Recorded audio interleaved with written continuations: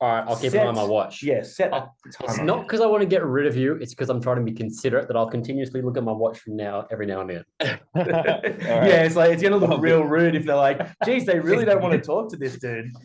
Rouse mid-sentence, I'm just come on, mate. Brother, welcome back to the channel. So good to see you again. Thank you so much for having me. Lovely to see you both. How are you, man? I'm good. Yeah, I'm in Manchester. Oh, I love Manchester. It's very rainy and grim here. But, same here. Yeah.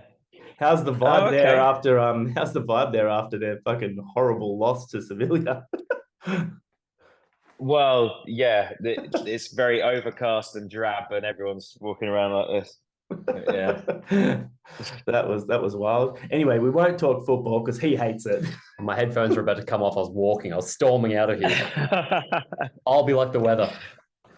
I'd be useless at speaking football anyway. I don't follow it anymore. So yeah, I wouldn't. Because you're a busy man. You're a busy man. You're too busy making people feel good about themselves with delicious tunes. Excellent. So Johnny hasn't heard it yet because he didn't realize it was in our emails, but I've had a week to be sitting on the new album, and my God, you've done it again, my friend. Welcome back into the world of fucking making me excited with your music. Hell yeah. Wicked. It's when we last spoke, you kind of teased some new music and you just stepped back in. Now we're just upon the release of you guys bringing a Kiss for the Whole World. How are we feeling? I don't even know anymore. I barely know where I am. Manchester. It's mental at the moment. It's all a bit surreal. I think, it's out in a week, so I'm sure once it's out, it'll feel a lot more like concrete. But at the moment, it's just, everything's a blur. We were in Japan last week. We're back playing the third leg of the UK tour. You have to sit on an album for so long once you've like mastered it and finished it, and it's very surreal to know that it's finally going to be out and people are going to be hearing it all. Do you have any urges, inclination to tinker with it? Because you're the producer, you're the mastermind behind things. Does that just see you being like, oh, I could do this now, actually? I've listened to that song 32 times. I could change it. There's always an urge, man. Like, I don't think a song is ever finished, really. It's just like discarded. Like, okay, enough. Get off of my plate. And I think sometimes that's why. So like the interludes on the album, like especially the Feed Your Soul, which comes after a track called Leap Into the Lightning. That's basically what happens when I don't stop tinkering with the track. I sort of I end up making a remix or an interlude. It's like, okay, well, let's just make that its own track and keep the original track as its pure, original form. I could sit and tinker forever, really. Where do you stand on the whole, the moniker that, your first idea is always your best? How true do you, because, people always say like your first idea is generally your best, but then you get in your head about it and you want to keep creating around it because you can't ever let yourself, as a humble artist, you can't let yourself believe, that's fucking great. I'm just going to leave it like that. Oh, for sure. I think there's definitely something there because as soon as you're working on something, it doesn't appear novel to you anymore. It doesn't appear like as exciting as when you had the original idea. So you then think, oh, I need to add layers. I need to add, take the song on more of a journey or whatever. And then it complicates the original idea or it ends up warping it or changing it. So I definitely think that's the thing. You have to sort of have some sort of, it's almost like you have to have a respect for your own idea. And like, even though it might lose its kind of impact on you because you're working on it so much, it doesn't mean it's going to lose its impact on everyone else when they hear it. You have to be wary of that for sure. I do feel SHIKARI are different from the majority of other bands. You said before, like when you're done with the song, it's kind of discarded. Whereas you guys don't do that. You just start making variations of it live and like remixing your own things and bringing. That's, I think, one of my favorite things about you when I'm trying to share Shikari with new people, I'll often play your live recordings because I'm just like, listen to this and then go listen to an album and see how different it is, because you guys do just mix things up. Is that something that when you guys are writing, when you're producing, does that come in your thought at all, being like, oh, and this could be a fun thing we could do later on, or I'll save it for then? Or is it just you're in the moment, do the thing, and then later on have fun with it? It's almost like a selfish thing. It's like, okay, we're obsessed with sincerity and authenticity because I think that's something that people expect or have come to expect from us. So like, I don't want to go on stage and play a song that I am not, 100% like feeling. Yeah. And and that happens when you're playing a song like every night for weeks on end. Like it starts to become an act. You're just going through the motions. You're repeating yourself, and that makes me like shiver and shrivel inside. Like I hate that. So yeah, we're constantly like remixing things and just changing structures, and we've got the quick fire round, which is where the set becomes basically a DJ set, and we play like cram 4 songs into like 7 minutes. I think the current version is. So yeah, it's just constantly keeping it interesting and fresh, and therefore like we are playing authentically. We're playing with like genuine excitement. Yeah, which is important, I think. When it comes to songs like Sorry You're Not a Winner, that you're almost obligated to play, and the crowd's going to be so pumped to clap along. Thanks, Johnny. You're welcome. He's listened to you guys before. Is there anything in there? Does that feed that for you? Does it go? I know that like we played this to death.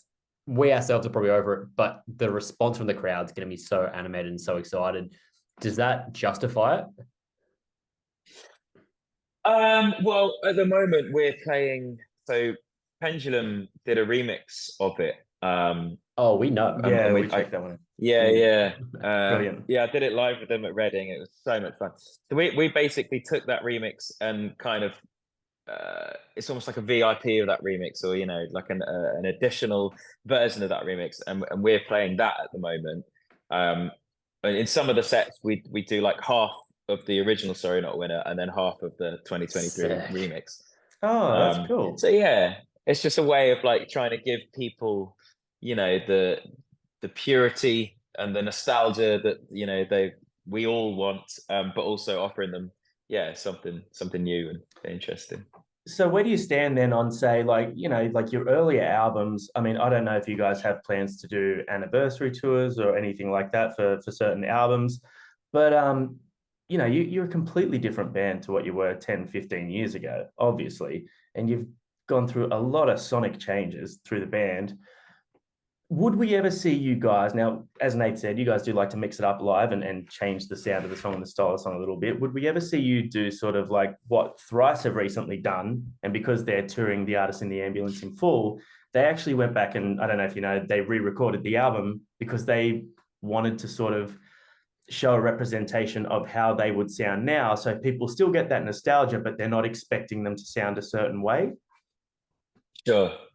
Yeah, I think that's interesting. We have like talked about doing something like that before, but I think what normally happens is there's too many like exciting new song ideas that we it's hard to bring yourself to re-record something when you're like, oh, but I just want to work on this because this is like the thrill is there for this.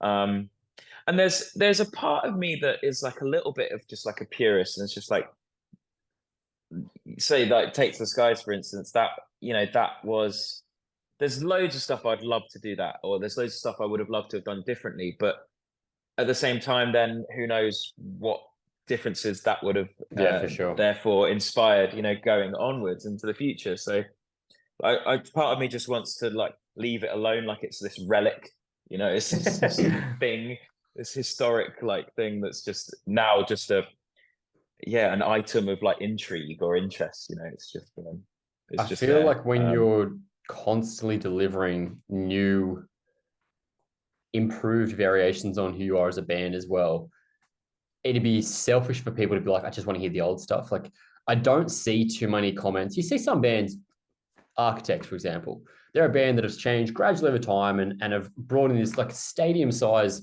sound, but their haters are hella vocal, are so just like, I miss the old this. I don't see that as much for you guys. I feel like your audience is just along for the ride. So I feel like they're going to continue to support while you guys are producing new fun music and continue to explore who you guys are as a band and as artists. I could be wrong. Maybe you see the negative comments maybe more than I do, but I mean, they're definitely there. I think the people who, you know, have said like, oh, why don't you go back to your Take to the Sky sound again? We've lost them. You know, this is our 7th album. I think they've realized that their energy is better spent doing something else. They're putting shit on architects now.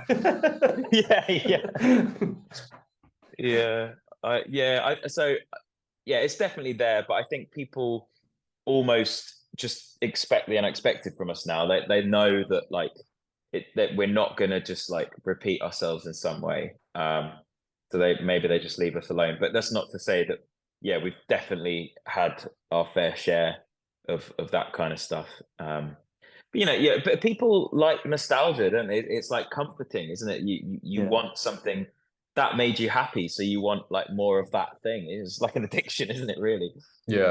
So it's like, it's totally understandable. And I think there's always a sense of our history in the music. There's always very literally as well, like, we'll have lyrics that call back to like previous lyrics. I like creating like a universe, that people can get immersed in, and like 100%. They can see all these connections between the songs and stuff. So I love that. But I think we've managed to sort of shrug off the haters by now. In your defense though, like just on that point, your shift and your directional exploration started very early on in your career. So like it's not like Architects had like 5 or 6 albums that were clearly metalcore, and then it sort of went on a left turn sort of thing, even though that was my right. We're quite lucky, really. I think because we've just always had that quite broad palette to play with. Even the first album, there's like songs on there that show a lot of breadth, and so I think people just understand that we never were like just a straight up like metalcore band or something. Even though a lot of people did think that, and they kept saying like, the classic thing was like, go back to Take to the Skies, and what they meant was like Mothership or I don't know, whatever one of the other heavy, or SHIKARI. And it's like, so do you mean Johnny Sniper, or do you mean Adieu, or do you mean Today Won't Go Down in History, which is some of our lightest, most delicate songs ever? Like, so it's like, people have selective memory sometimes, but we're lucky in the fact that we seem to have been given quite a long leash. Like, people accepted, maybe not accepted at first, but have come to be forced to accept that our music's always going to be quite varied. I feel like you've been given a long leash because your fans trust you not to run away. Well done. I'm not trying to be too clever there, but I do mean that. That's your first album title right there, isn't it? Like, that's incredible. But I do mean that, like, the fans have come to be like, okay, cool, we know that they're going to do this and it's going to stay true to them. And like I said, you're all about sincerity. Sorry, I know you haven't listened to the new album. I'm going to talk about it for a second here. That's but right. like, the first song kicks in fucking hard, man. I couldn't wipe the smile off my face when I first heard it, because it's like, you're not coming in with being like, there's still elements of who you've been through your whole career through this new album. The production is improved for sure. And I feel like you explore and take more risks than ever before, but there's still like the essence of you guys in there. And I think the fan base that's why they keep coming back, because they know that. They know you're not just going to be like, and now we're going to go do this prog album that no one expects or wants from us. So I think there's always going to be like a yearning to please people, and to some degree, like, I think that's just like part of either just my nature or human nature. We want to connect with people. I want to make people feel happy, feel empowered, feel energized.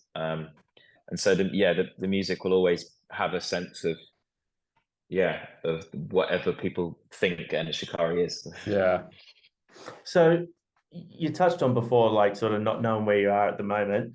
Do you have now, like you said, 7 albums in? How do you prepare yourself mentally for the drop of a new album? You know, like how do you sort of deal with any anxieties of things you would have done differently? You know, like mixing it in with trying to keep track of everything that's happening while you're in the middle of a tour. Have you got any like specific mental preparation that you do, or do you just kind of roll with it?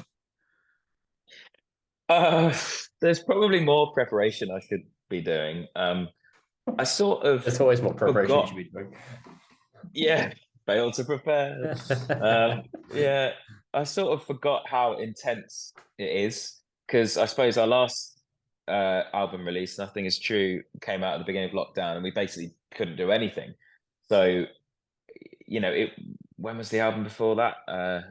2019? Yeah, something like that. So that was a long time ago. So it's a distant memory what an album release is like, proper album fully. release. So I think now I'm a bit shocked with just how exhausted I am. Like we played a show last night in Glasgow, and for the first 3 songs, I was just it was almost like an out of body experience. I didn't really know. I mean, I was still a bit jet lagged and things, but like I was like performing almost like with a lackluster sort of tired vibe, and I started to get really angry with myself. And I thought the best way to sort of snap me out of this was to go down to the front row, and I said, "Is anybody willing to slap me across the face really, really hard?" And surprisingly, though, quite a few young ladies were up for it. And so, one of them just went, "Kuchun," did not hold back, and it did work. It did work. So maybe that's what Glasgow's I need to do good each for. night. Jesus. Yeah. Wow. Yeah. That's a new one. But no, there's definitely more preparation I need to like. Normally the worse things get, or the more exhausted I get, the more like tools I bring out of my toolbox. So like, before the show yesterday, I was doing a lot of yoga. As soon as I finish my press this morning, I'm definitely going to meditate. Like I feel like that will balance my mind a bit more, and get me out of the sort of frenzied like panic of, okay, where are we? What we got to do? There's just like so much on at the moment. So yeah, I think I'm quite lucky in the fact that I've had these kind of eras of intensity before, and I know that okay, these things do help, so I can just like bring them back into my life. There's the fact as well that you've had the same group of boys around you the entire time. You've all gone through it together. Does that camaraderie help at times like this, where you kind of like, well, we've been here before, we got through it together.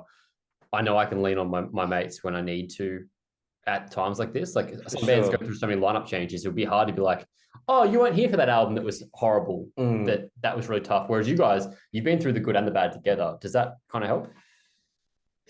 Yeah, no doubt. I mean, it's almost like a bit trite to talk about it, but like it is a family, like we've known each other since primary school. So it would be utterly like disorientating to be on tour without these guys.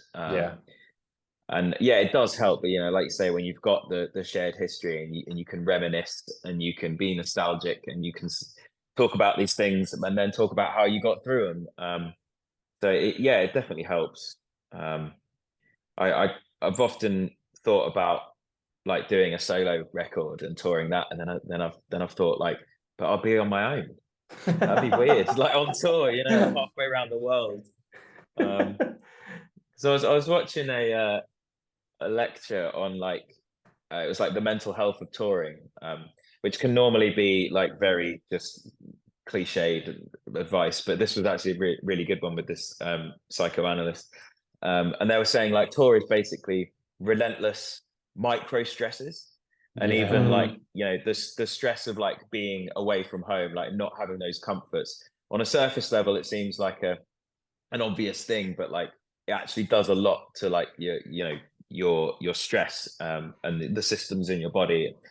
And I suppose when you're at least around the same people, you have that core, A you know, sense of not comfort, just yeah. the band, like, yeah, our crew as well, you know, it makes you feel at least you have a bit of consistency. You have a bit of like solidity to what you're doing. And you know the team can essentially sort of get through anything that might arise, you know, that could potentially fuck things up. But yeah, for sure. Out of the other boys, now I'm sure that they know when you know each other needs their alone time. They know when to give you a wide berth or whatever.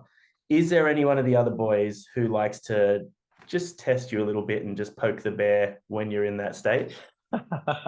And who is it? That's an interesting one. Well, I think we're all quite like conflict averse. Like we'd sort of avoid conflict, which can sometimes be quite bad because things bottle up. Yeah. But it at least creates more of an at ease environment until things do explode. But I think like Rob is definitely the most like just say things with not without thinking, just like say what he means without like, you know, he'll just blurt things out and like, so like, yeah, he'll be the one who'll just like bulldoze into like, so, you know, so if something's like irking us in some way or like there's some difficulty that's brewing, he'll just smash his way into that and open it up. Yeah, which is probably good. Like you need those moments where people like start the conversation at least. Yeah, for sure. I feel like we've got that. I'm very just like, this is what I'm thinking. This is how it is. You're a very conflictual person. You're a very pleasing person. No, but I'm like what you just mentioned. I'm the bottle up person as well. Yeah, I know. I let things fester and then I get stressed. Yeah, and I explode. So the other day, Johnny was being grumpy on text messages, and the way to fix it was I sent him a GIF of Professor Moody from Harry Potter. And that sorted everything out. Stop being Professor Moody. Which he knows pisses me off because I've never watched the Harry Potter films. Knew what I meant. But like you've got to have that dynamic with people you work with and you spend a lot of time with, you know, because otherwise it's like anything you do in a group of people that you're trying to achieve something and you're trying to reach goals and milestones and things like that. And especially when there are things like, you know, money and livelihood and careers at stake, relationships at stake, you do need that dynamic. Otherwise it'll never work. For sure. Yeah, I know we're very lucky really that we do feel like we can sort of just speak about anything to each other at this point because we've all been through so much together. So yeah, it makes life easier for sure. I would like to talk about your music videos. You've been directing. How's that been? You having fun with that? Because the videos have been It's fun. been a lot of fun. Yeah, man. Yeah, I've sort of very rarely been truly content with our music videos. Like we it's probably the one bit of the job that we all moan about the most, the job. Like they're like very, very long days, like very repetitive, very intense. You're normally, you know, everything's such a rush. You've got all these big ideas that you want to get down, and you're having to compromise with perhaps a director who maybe has a slightly different vision from you. And they're always I find them really unsatisfying. So I was like, you know what? Fuck it. The album's finished. My job there's done. So I'm going to give directing a shot. And it was a lot more work than I realized. Although I think I work quite slowly. So like I'm very like considered, you know, I'm all about the steady details wins the race, things. You know, it's tortoise in the hair. Well, yeah. No, not when it comes to this. It doesn't, Jody. Yeah. Not in today's modern fast-paced capitalism. It probably doesn't. But, has there been with your videos? Has there been any ideas that you've had a real sort of, I guess, like an idea visual in your head that you were so sure was going to work, and no matter how you tried to approach it, it just didn't?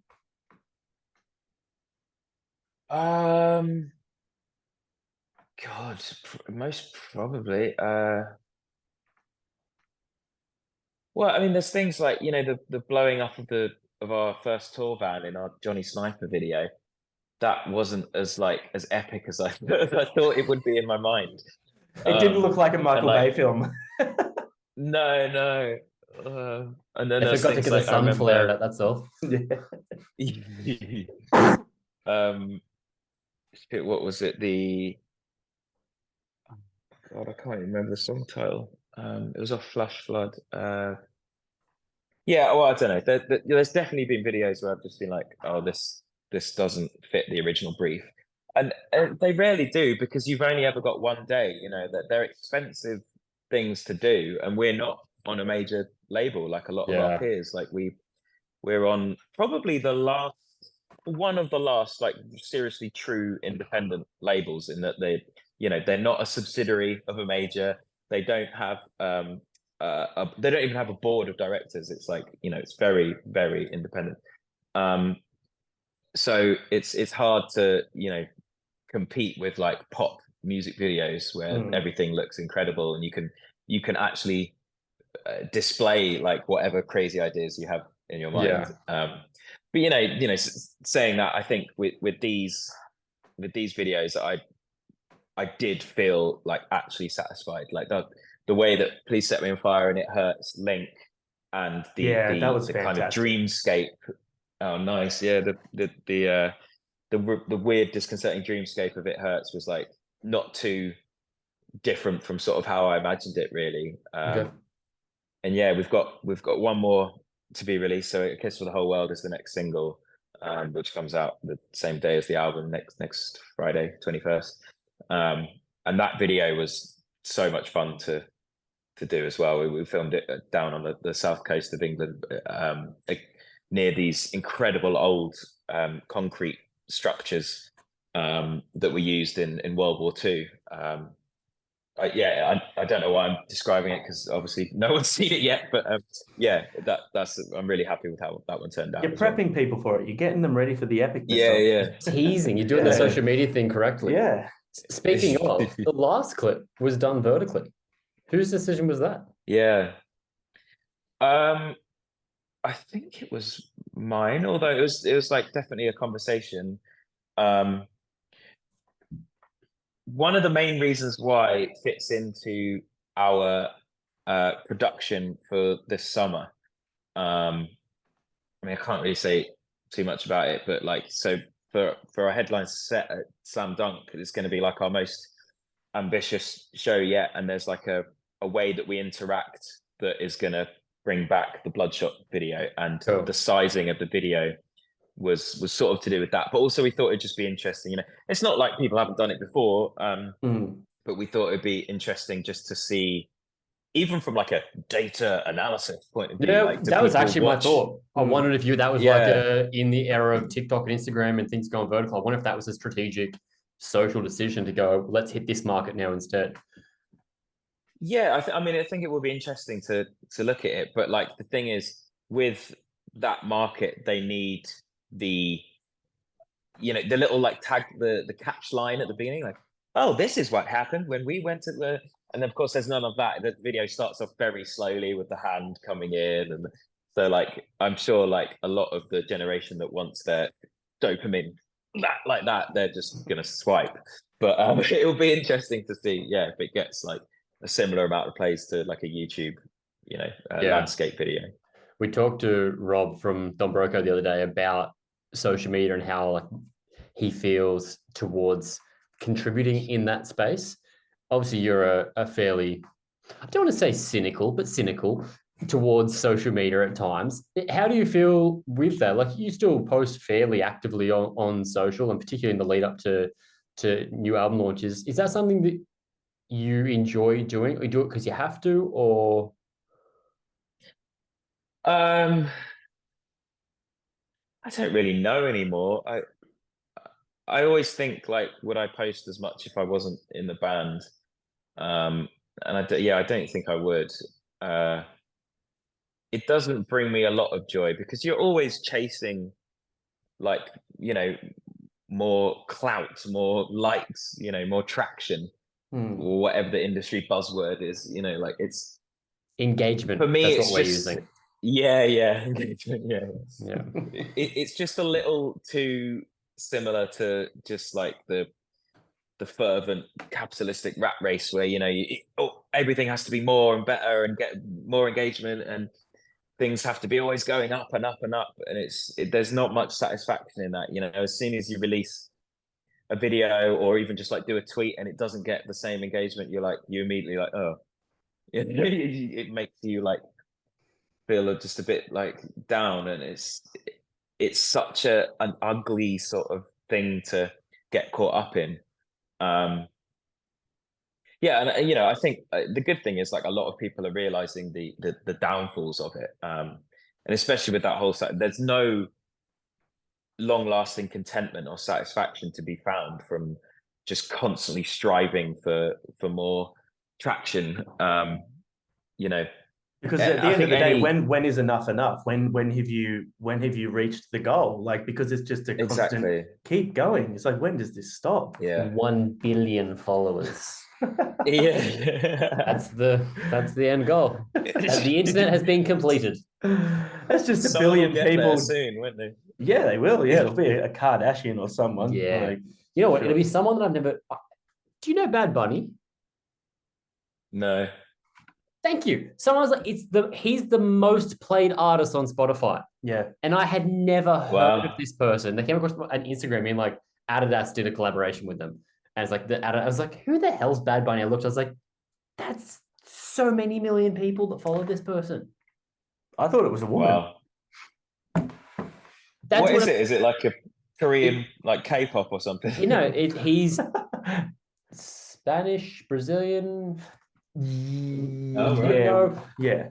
Not Caucasian ethnicity.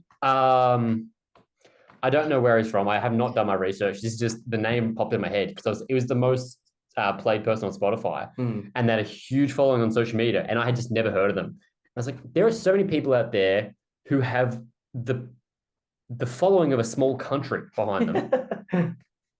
It's nuts, isn't it? Yeah, It put it like that. Yeah, the influence. You know, we said that whenever festival we're at recently. You look and I was like, there was like, not fest. There's 30,000 people there, and being like, oh, that's when you think about how many people are actually at that. Like, do you know how many people will be at Slam Dunk Fest? I don't actually. Yeah, probably similar. Like I think it's about 30,000 or something. Yeah. Like you see that many people and it just goes. The crowd's going for everything. Like that's so many people, and then you realize it's just that's 30,000. And you see someone has 30,000 followers on a social media platform now. It's just 30,000 people. But then you see it laid out in front of you, and it's just an insane amount of people. It's something like that Wackenfest or whatever. Don't they get like 90,000 or 100,000 people at that thing? The German biggest one. The biggest one we played is one in Poland. It's called Woodstock, actually. But it's a free festival, and like looks like the whole fucking country come. Like we played to, I think it was about 400,000 people. It was utterly, it was just completely surreal. It's like, it's not even really like a festival site. It just like goes back, like the crowd just keeps on going like into the town and everything. It's just an absolute sea. And obviously not everyone's like watching you because you get to the back of the crowd and you can't even hear the stage. Yeah. There's still screens and things. But yeah, even if a quarter of that people, that's still 100,000 people. Yeah. That's absurd. Yeah, it's nerve-wracking is that? Fucking balmy. Well, I mean that show's, I think the whole show's on YouTube actually, and we were just off our nuts on all sorts. I ended up going out to the camera tower out in the crowd and of course you did. mounting the camera rather sexually. Yeah, it's not one that I remember fondly, to be honest. And at the end of the day, like you said, it's a free festival, so like you go out there with the attitude like we're just going to play, and if you don't like it, you didn't pay for it, so fuck off. Exactly. Yeah. That's an absurd amount of people though. It is insane. 400,000 people. Wow. All right, I'm going to be the asshole here. Okay. All right. There's no question behind that. He's just telling you what he's like as a person. It's for the rest of the chat. No, I'm going to ask you two quick questions. All right. And they're probably going to be a little bit harder than I'm making it sound. That's what she said. First of all, new album. You have to gun to your head. like we got the favorite child thing. You have to save one track off that album. What one is it? At the moment, I'd probably go for Jailbreak. It's like a really personal song, but I feel like it's something that everyone will connect with on some level. It's like about like breaking out of like the confines of what you think yourself is, and you know, either your character, your personality, you know, whatever, like you have an idea of yourself, but maybe you don't like it and you want to change it, and it's like, yeah, breaking out of that. And it's the super, like, it's an emotional one, but it's still like a banger. It's like really fast paced and kind of euphoric. Yeah, so I'll go with that one. The second part of the question, which one do you put a bullet in? You knew it was coming. Just pick an interlude. No, come on. Yeah. No, but see, interludes can often be the most important part of an album. I feel like your interludes particularly are often directly tied to either the song before or after. So Yeah, you can't really get rid of that, because then you have to get rid of the song before or after. So okay, yeah. Yeah, the Feed Your Soul interlude, I love that. That was like, I love detail as a producer, and that was like, yeah, a course in detail. What would I get rid of? Christ, I don't know.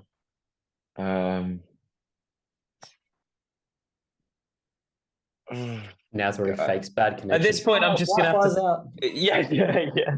I'm just gonna have to say a song like maybe one that's already come out because everyone's already heard it, so I can get rid of it. Does that work? But which one? I'll get rid of Please Set Me on Fire. Okay. We like that song, so we're judging it for it. Don't do that. Yeah, I can't wait till all their fans start going, you don't respect your best song? Fuck you, man. The militants will come for you. Well, Rou, Johnny will be. I can just speak for him on this one, that he's very excited that the album is coming out very, very shortly. I'll make sure he listens to the link we have after this. But man, honestly, congratulations. I feel like you've just taken what you've done and stepped it up. I was speaking to someone about this today and saying that like it really is a true Shikari album in all the right ways. I feel like it's got the energy, it's got the atmosphere, it's got the heart. So kudos to you. You've done a really great job there. And it's not something that we don't often actually talk about the album we're supposed to promote with bands. So the fact that I really want to talk about it is because I'm genuinely stoked with it. So congratulations, man. Hell yeah. Thank you so much. That means a lot, mate. Thank you. And very I promise next time you come to Australia, I'll cancel everything and be there. Yeah, don't get married again. I'm not going to. Selfish bastard. I know, right? Stupid love ruins everything, man. Now there's a song title. Dude, thanks so much. Always a pleasure. Look forward to catching up again. Big up. Thank you, lads. Thanks, brother. Thanks, Rou. Ciao.